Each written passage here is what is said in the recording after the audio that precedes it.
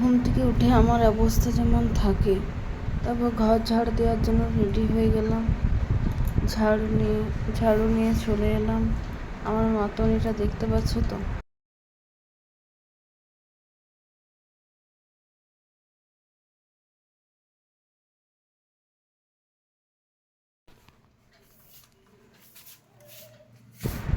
ঘর ঝাড় দিতে লাগলাম। শুধু আমার কানটা দেখা যাচ্ছে, এটাই দুঃখের বিষয়। কি অবস্থা আমার মতো কি তোমাদের কোনো অবস্থা এরকম হচ্ছে কারো? তাহলে কমেন্ট করো। মাতনি করতে তবু ছাড়িনি। ব্যাস এরকম করেই চলতে থাকলো। ঘর ঝাড় দিয়েই যাচ্ছি আমি। বাকিটা দেখো, তোমরা দেখতে থাকো, আমি আর বলছি না কিছু।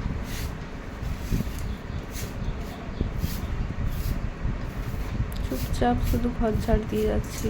কত মনোযোগ আমার ঘর ঝাড় দেওয়াতে, এটাই তোমরা হয়তো ভাববে।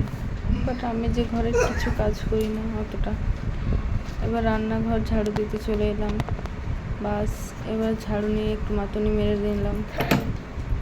বাস এবার ঝাড় দিতে লেগে গেলাম রান্নাঘর। ওটা যেটা দেখা যাচ্ছে সেটা আমাদের সাউথ পিট রান্নাঘর। এটা আমার রান্নার রুম। ডাইনিং টেবিল আছে পাশে। ঘর ঝাড় দিতে লাগলাম।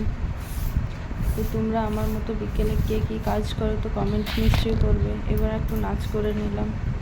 এবার ঝাড় দিতে লেগে গেলাম আবার। আমি তো বিকেলে এই কাজগুলোই করি। তোমরা কে কী কাজ করো প্লিজ কমেন্ট করো। আর আমার ভিডিওতে প্লিজ লাইক, কমেন্ট এবং সাবস্ক্রাইব করো, কারণ আমি মধ্যবিত্ত পরিবারের একটা বউ। এটা আমার রান্নার রুম। বাস এবার তোমরা দেখতে থাকো আমি কী করি।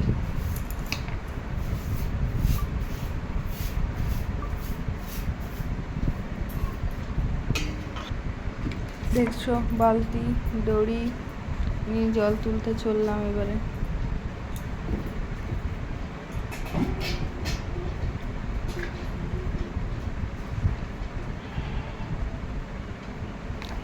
এখনো ফিরে এলাম না।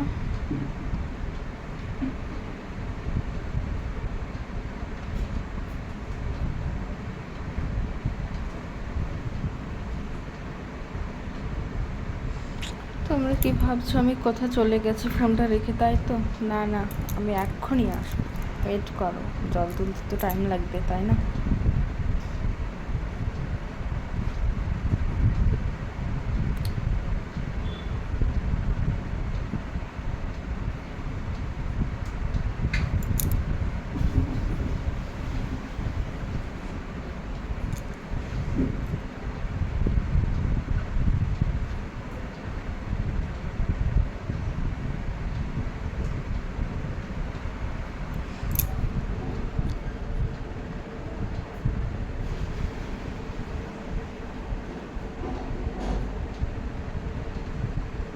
ও মা, কি অবস্থা আমার।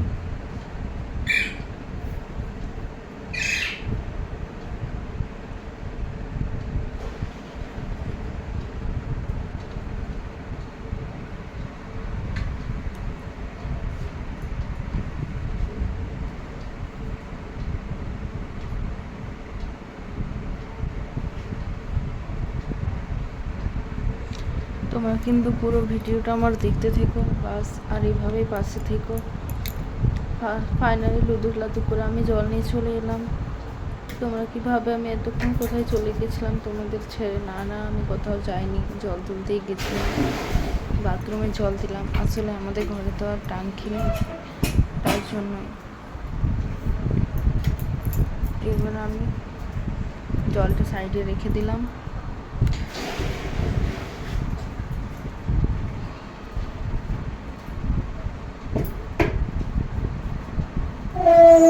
দরজাটা বন্ধ করে দিলাম।